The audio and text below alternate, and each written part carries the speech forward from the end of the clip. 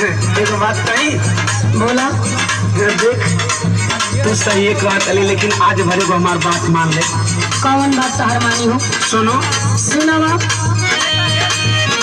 आज भर खाए बारानी आके कोई किरिया,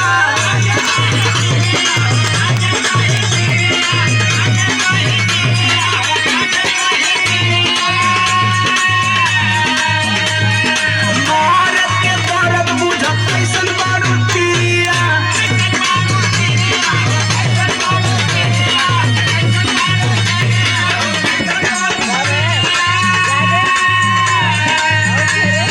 तो खूब हम बढ़िया से जाना तरीका तो का हुआ है, का करेला?